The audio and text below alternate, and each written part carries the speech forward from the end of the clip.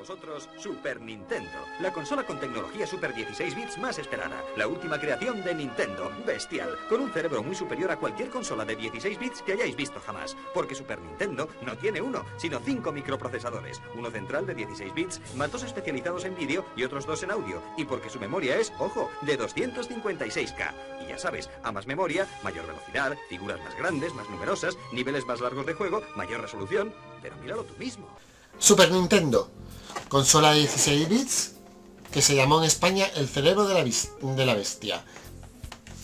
Gran parte de su éxito se debe a una serie de vídeos que salieron en Hobby Consolas, bastante exitosos, donde se veía el potencial y la principal diferencia de los juegos de esta consola con respecto a su más directa competidora, que era la Sega Mega Drive. Hay que decir que Super Nintendo es una consola un poquito especial, ya que su apariencia, como podéis ver, es bastante futurista.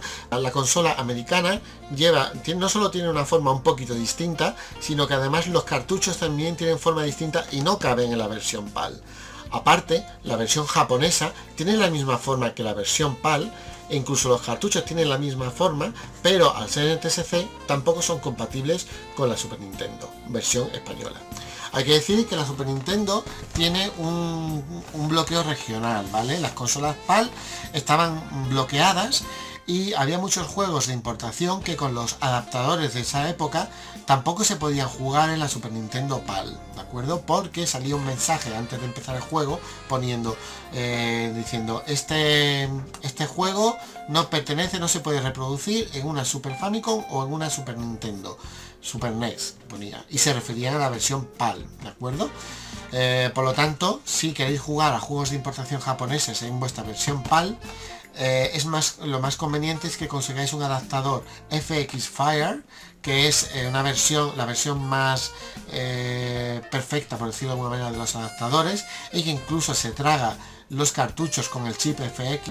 Un poquito, vamos a ver los laterales de la caja en consonancia con el resto de imágenes de la caja, ¿de acuerdo? Estas eran distribuidas por Hermes, si no recuerdo mal, y bueno, hay que decir que la parte trasera es bastante parecida a la de otras cajas de consolas de Nintendo, donde podemos ver imágenes de los juegos. En este caso tenemos juegos que salieron en la primera jornada con la consola, como el Super Tennis, el Super Mario World, Super Soccer, el F0, el Zelda, el primer Zelda, y el Super R-Type, ¿vale? O Super R-Type, como lo queráis llamar.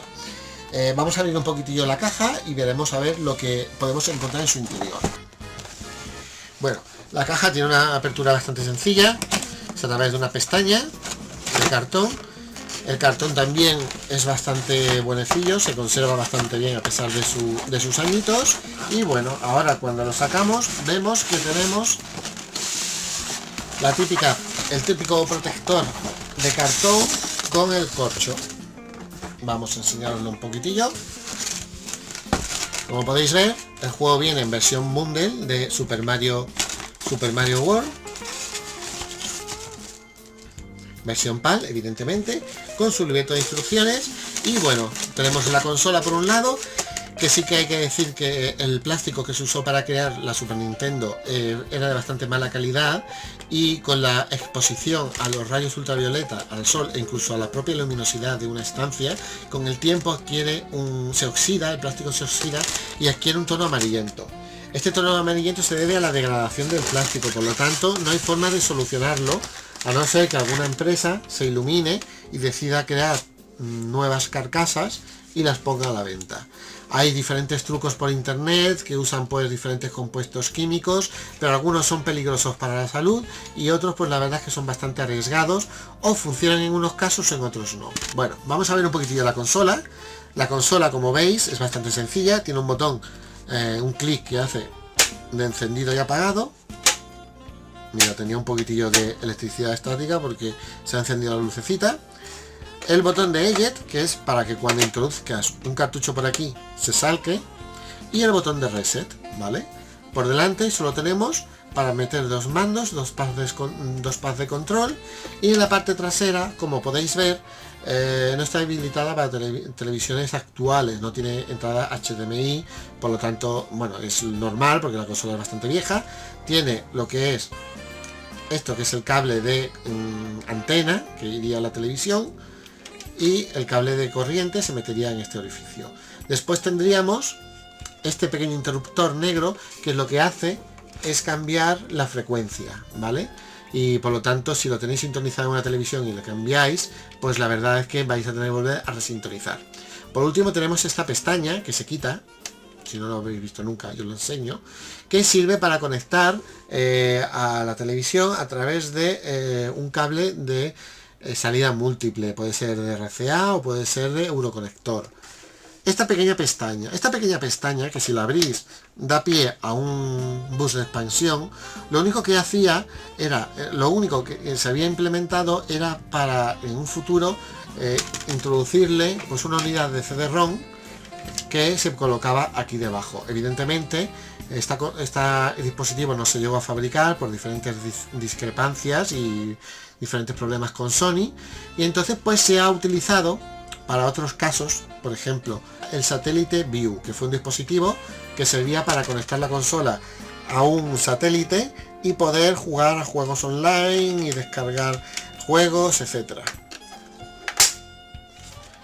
La consola no tiene más trucos, ¿vale? No tiene más triquiñuelas. Después tenemos el mando de control, que es este, con cuatro botones de control, el Select y el Start, la cruceta, y algo que innovó esta consola fue la aparición de los mandos de los botones laterales, ¿vale? Estos mandos, pues la verdad han salido de muy buena calidad y a pesar del tiempo, pues y a pesar de su uso intensivo, siguen funcionando bastante bien. La conexión era esta, un poquito extraña la conexión, y si queríais jugar a con un segundo jugador, pues tendríais que adquirir otro mando. Esto se adquiriría con esta caja, ¿vale? Es el Super NES Controller. Lo único que trae es un mando dentro. Un cable de multi-AV, que este es el que se conectaría a la pestañita, ¿vale? Con, en este caso, 3 cables de Euroconector de RCA, a la que se le podía meter un adaptador de Euroconector para conectar al Euroconector de la tele. Y hay que decir que este cable no venía con la consola, ¿vale? Se tenía que comprar aparte el adaptador del cable de antena, porque realmente no enchufábamos el cable de antena directamente a la tele, sino que la enchufábamos a este pequeño dispositivo que nos permitía compartir. Metíamos aquí el cable de antena que salía de la pared, el que iba de la antena terrestre, esta la televisión, y podíamos ver la televisión y jugar a la consola sin necesidad de tener que estar quitando y poniendo los cables. El adaptador de corriente, ¿vale? Muy normalito. Lo reconoceréis porque los de Super Nintendo siempre tienen clavija azul. Y os comento, si habéis perdido este adaptador, es un adaptador con entrada de 220 a 230 voltios a 50 Hz y salida entre 9,1 y 9,5 voltios, 1,3 amperios y 12,5 voltiamperios, ¿vale? Si no la habéis jugado nunca a esta consola, la verdad es que os habéis perdido una gran parte de buenos juegos que han salido en España y a nivel internacional también. Juegos que han superado, por mucho que les pese a los Sega adictos, han superado los juegos de la Mega Drive en su época. Y bueno, incluso el Street Fighter era mucho mejor en Super Nintendo que la versión de Mega Drive. No solo era superior en colores, sino en chip de sonido, etc. Hay que decir que esta consola ha envejecido bastante bien. Los juegos hoy en día están bastante cotizados. Y la consola en sí misma, si tenéis una guardada por ahí y no le ha estado dando mucho el polvo, mucho el sol, suelen funcionar. La calidad de los componentes, que no del plástico, ha sido bastante buena. De hecho, hoy en día se pueden reutilizar y no hace falta estar modificándola o estar arreglándola porque se estropeen, ¿vale? O sea que, por ejemplo, con la Game Gear sí que pasa bastante a menudo. Hay que ir reparándola poquito a poco, cambiándole condensadores, etcétera. En este caso no.